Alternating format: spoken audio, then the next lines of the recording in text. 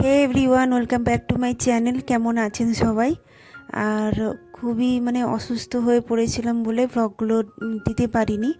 তো আজকে চেষ্টা করব পরপর ভ্লগ দেওয়ার জন্যে। আজকে বেরিয়েছি বাবার বাড়ি যাবো বলে। ঘরে ওই যে আলপনা দিয়েছিলাম, অগ্রহায়ণ মাসে বৃহস্পতিবার দিন ছিল, ওটা আগেরই ভিডিও।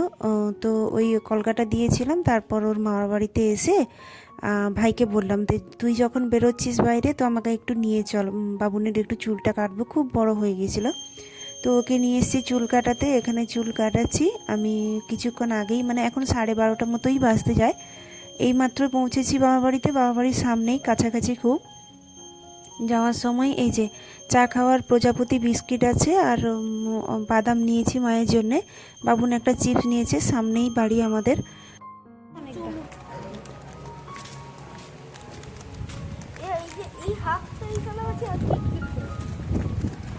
ঠান্ডা বাতাস, ঠান্ডা বাতাস হচ্ছে।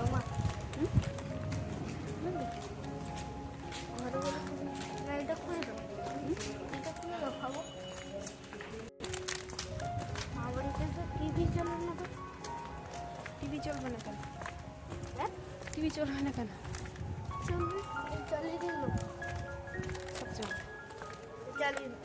কি হয়েছে পেটে? লোম পড়ে যেতে।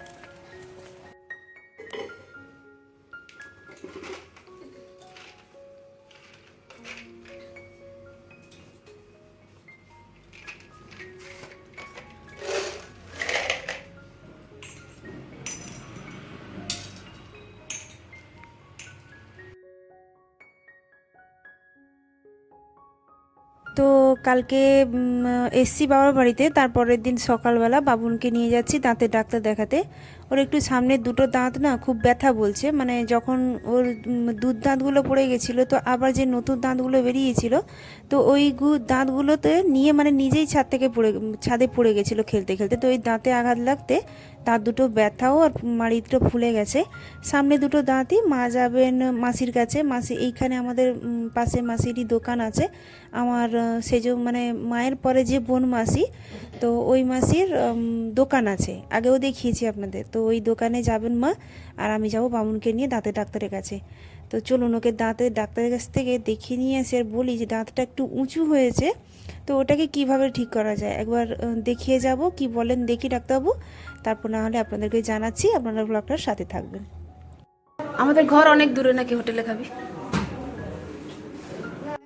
তো ডাক্তারবাবুর দাঁতের ডাক্তারবাবু দেখানো শেষ। তো ডাক্তারবাবু জানালেন যে ওর যখন 12 বছর বয়স হবে তো ওই দুটো দাঁত পুরোপুরি বেরোয়নি, ওর দাঁতে নাকি ক্লিপ লাগিয়ে দেবেন, তো দাঁতটা নিচে দিকে সাইজে চলে আসবে। এত বদমাইশি করে আর দুষ্টামি করে, আর দেখুন চিপস নিয়ে এসছে। বাড়ি পৌঁছে গেছি, খাওয়া দাওয়া হয়নি, চা বিস্কিট খেয়ে গেছিলাম, গিয়ে দুটো খাবো আগে। আমি গিয়ে এক্ষুনি কথা বলবো, আমি কিন্তু উল্টা কথা বলছি। আর এখন বেজে গেছে 11টা বেশি, 11:30 মতো বাজে। চলুন ভোর 4টে। হ্যাঁ, কি হাঁদারাম রে। হাদারাম না, বাঁদরাম। ঠিক আছে, বাঁদরাম। চলুন। তো চলুন ঘরে এসে দেখি ছুটকার বোন এসছে। মা অলরেডি রান্না বসিয়ে দিয়েছেন আজকে তাড়াতাড়ি, কারণ বাচ্চা দুজন টাইমে খাবে। আর এখানে রান্না বসিয়েছেন। আর বোন আসার পথে চিকেন নিয়ে এসছে, তো আমায় বললো যে তুই একটু চিকেনটা রান্না কর, ভাতটাও হয়ে এসছে, তাড়াতাড়ি হয়ে যাবে, তো বাচ্চাগুলো খেয়ে নেবে। এখানে এক গাদা মাছ বের করে বসছেন, ওগুলো রান্না হবে। আর মাংসটাও করব আমি। তারপর যাব স্নানে যাব, স্নান করা হয়নি এখনও। এটা বসিয়ে দিই, কষিয়ে বসিয়ে দেবো, তো মা দেখে নেবেন। তারপর খাওয়া দাওয়া করি। বিকেলে বোন ভাবছে যে বলছিল যে একটু পার্কে যাবে, যদি যাওয়া হয় ভালো, না হলে দেখি কি করা যায়। বাচ্চা দুজন এক ঘরে থাকলে না পুরো মাথা খারাপ করে দেয়, আপনারা জানেনই।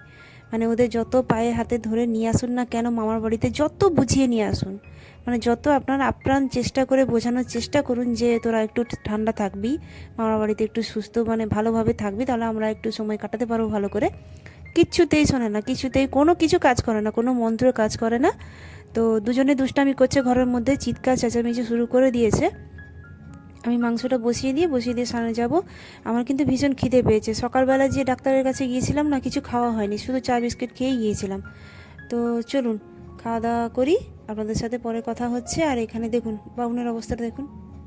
সোমারে যে কি একবার এই ডান্সটা পেয়েছে, ওখানে কি গান বাজাচ্ছে, এখানে মোবাইল দেখছে, ওর নিচে যাচ্ছে। তো চলুন, সবার খাওয়া দাওয়া হয়ে গেছে। তো বোন এখানে ক্রিম মাখছে, ওই নিয়ে চলছে সিরাম নাকি ক্রিম, আগে পরে দু বোনের কথা চলছিল। তারপর মা এখানে খেতে বসছেন, মা সবার লাস্টে খেতে বসছেন। তারপর আজকে আসছেন বাবা, মানে অফিস করে বাড়িতে আসছেন, এলেন পরোটা আর আলুর তরকারি খাবে বলেছেন, নিরামিষ খাবে। তো আটা মাখিয়ে এখানে রেখেছি, আর আমি এখানে আলু তরকারি বসিয়েছি। আমারও স্নান করা খাওয়া দাওয়া সবারই শেষ, শুধু মা খাবে আর ভাই এলে খাবে। এই যে শুধু আদা বাটা জিরে বাটা দিয়ে একটু, বাবা আলুর দম খেতে ভালোবাসেন, তো নিরামিষই হোক, একটু ঘি টি দিয়ে ভালো করে রান্না করলে বাবা পরোটা দিয়ে খাবেন।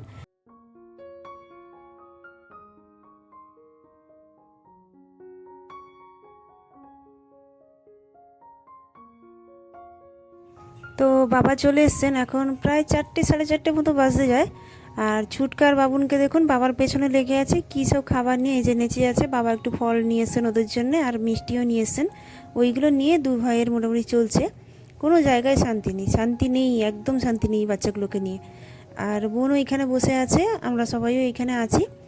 তাহলে আজকের ভিডিওটা এখানেই শেষ করছি। কেমন লাগলো অবশ্যই জানাবেন, যদি ভালো লেগে থাকে সাবস্ক্রাইব করে পাশে থাকবেন, লাইক করবেন প্লিজ, সাপোর্ট করবেন প্লিজ। আপনারাও খুব ভালো থাকবেন, নিজের খেয়াল নিজেকেই রাখতে হবে, তো নিজের খেয়ালটা নিজেরাই রাখবেন।